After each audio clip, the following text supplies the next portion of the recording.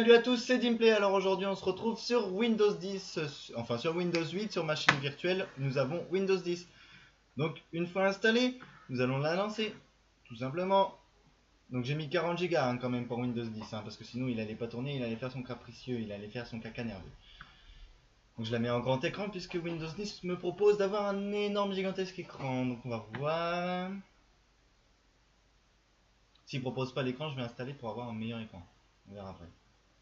Bon, sur ce, déjà, elle est longue, très longue à démarrer alors qu'elle est en machine virtuelle et qu'il n'y a rien installé dessus. Déjà, je comprends pas. Surtout que Windows 8 et Windows 7 ont démarré beaucoup plus vite que celle-là. Windows Vista et Windows XP également. Donc Windows 10, on voit déjà que c'est très nul. Donc je ne l'ai pas installé, je vais vous expliquer pourquoi dans la vidéo. Donc cette version, en plus d'être très lourde, elle se permet de prendre 4 cœurs de mon processeur sur 8.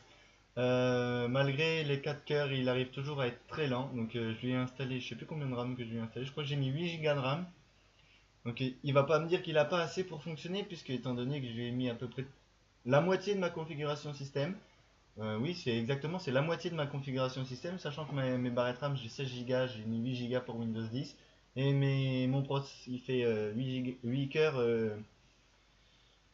Il fait 8 cœurs, je lui ai mis 4 cœurs sur la machine virtuelle. Là bah enfin, bah punaise, oh là là, et 2 heures pour démarrer, franchement, ça devient lourd. Windows 10, c'est lourd, putain, ça sert à rien d'avoir Windows 10, mais... Allô, quoi. N'importe quoi. Et en plus, je m'appelle Dimplay sur toutes les sessions de Windows que j'ai installées. Depuis la Windows 1. Ah bah oui, parce que avant que de faire la vidéo, c'est mieux de configurer les systèmes. Vous voyez, c'est mieux pour faire les vidéos et de présenter et être crédible, quoi. Donc on se retrouve donc sur Windows 10, donc la version non stable de Windows. Donc voilà, déjà j'ai tapé, il a mis 50 ans avant de taper, donc je l'ai configuré à ma manière. Ça veut dire petite barre des tâches, petites icônes, parce que moi je suis pas un bigleux, donc j'ai pas besoin d'un... Non, ça je suis bigleux, mais bon, on s'en fout. Donc voici Windows 10, donc les particularités de Windows 10. Enfin on y arrive. Donc vous voyez le métro de Windows 10, il a été intégré dans un petit menu démarrer du style Windows 7. Donc voilà. Donc s'il veut bien s'ouvrir. Ah bah voilà. Donc vous voyez, les applications métro ont été installées sur un menu démarrer portable, en fin de compte, entre guillemets portable, hein, bien sûr. Donc voilà. Donc le menu d'arrêt, il est là. Bon, bref.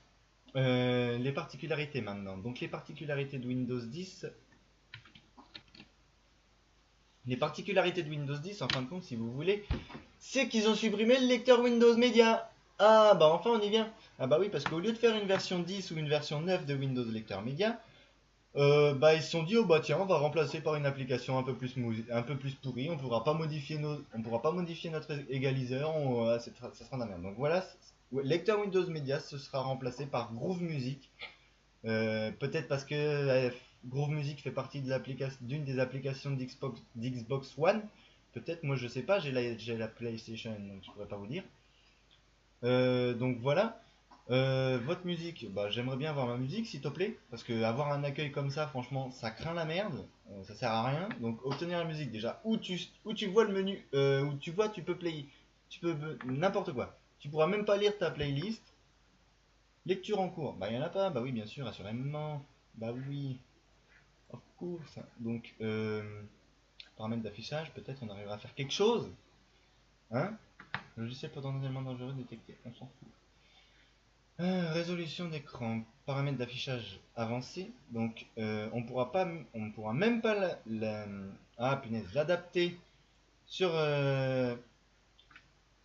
une machine virtuelle, étant donné que la résolution d'écran est trop grande. Moi déjà j'ai un écran de 32 pouces, donc c'est-à-dire il a une résolution de 1600 par 900, 1600 par 1080, pardon, je suis désolé.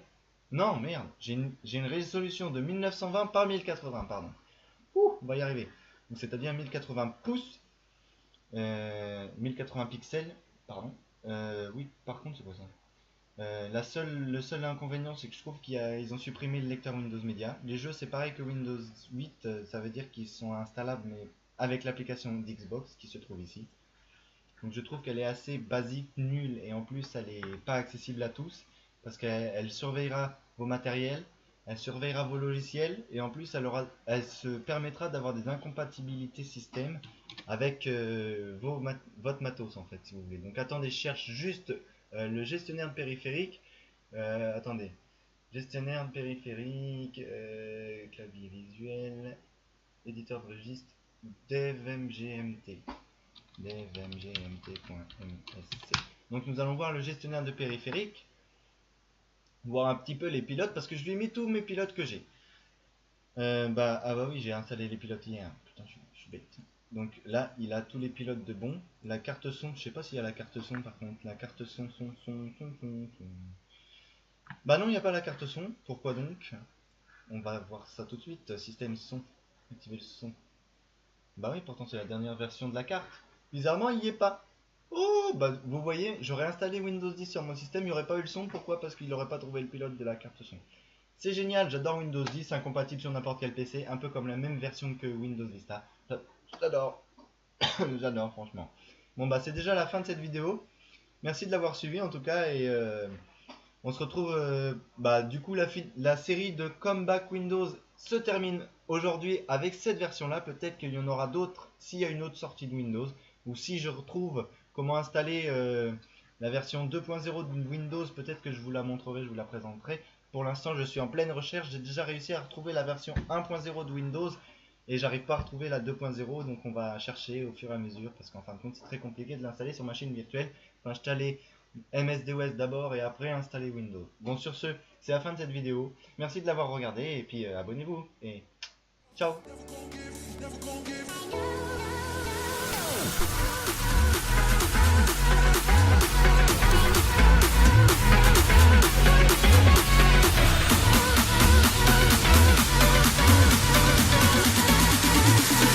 Never gonna say goodbye, no.